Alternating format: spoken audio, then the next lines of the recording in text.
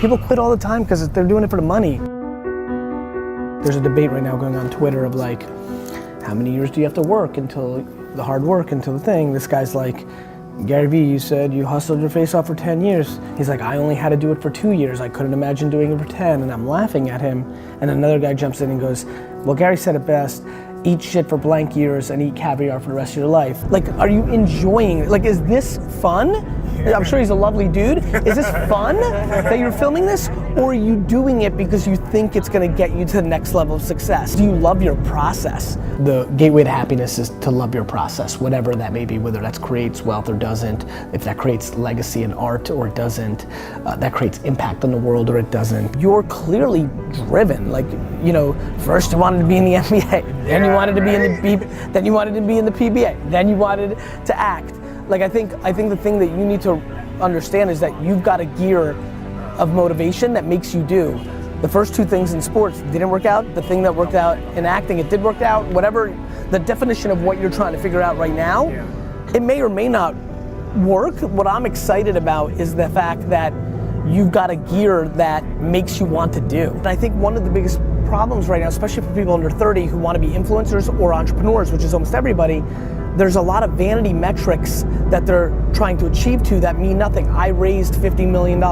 So, you might go out of business. I've got 1 million subscribers. So, I've got 10 million subscribers. So, I think right now, we live in a world that has so much data that people are living towards the numbers. How many likes, how many followers, how much capital I've raised. It becomes a numbers race, and it usually leads to bad behavior, because when you're chasing a number that people can see, you often take shortcuts. For me, the shit is the caviar.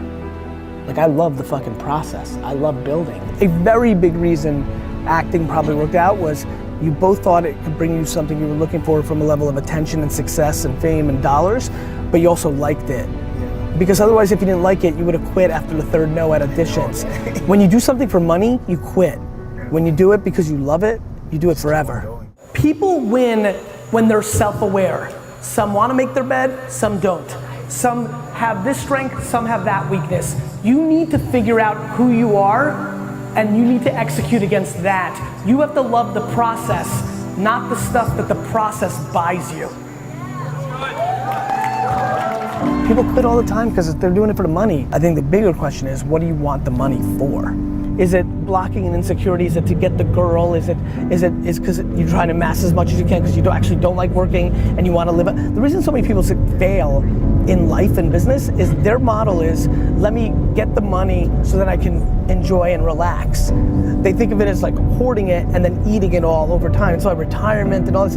It's such a bad way to think, because then you're feeling the pressure of like massing so that you can then enjoy. I think the bigger question is like, what are you up to? Like, why are you doing it? Like, what's up? I just think a lot of people are trying to achieve success and use fame or money as makeup for a situation that they're just not happy about. Like, you have to figure out how to make your day in and day out happy. It's all an inside game. You need to be enjoying the amassing so much that you never get to the enjoying part. Otherwise, you're gonna be impatient and try to be out of it as quickly as possible to buy those things, or you're gonna regret it later in life, right? Like, I will never retire because it's not as fun as working. Like, it's not as fun. Like, it's not as fun for me to lay on the beach and play golf all day and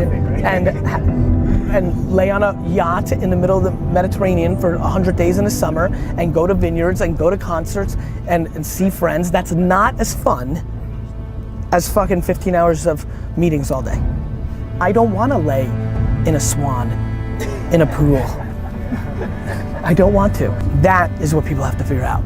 Whether that's singing or being a mother or teaching a classroom, to me the game matters. And by the way, somebody may be looking and being like, Gary looks like shit, 4 a.m., 6 flights in Asia, and I'm sitting here in Ibiza. And for her or him, that's winning, and that's great.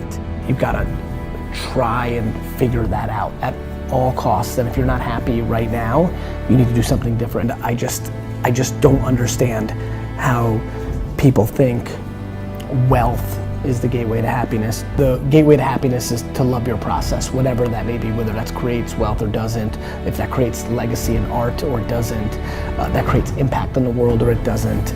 You've gotta try and figure that out at all costs. And if you're not happy right now, you need to do something different. You just have to, if you are not happy right now, you have to break your patterns. You have to look at life from a different perspective. You have to find a different angle to look at it from, because this shit goes fast even though it's long. Figure out what your fucking winning is. My winning is different than a lot of people's. I don't get envy, I get excited, I get competitive, I enjoy it, I enjoy my thing. What's your thing that makes you the happiest? And just focus there. Only there.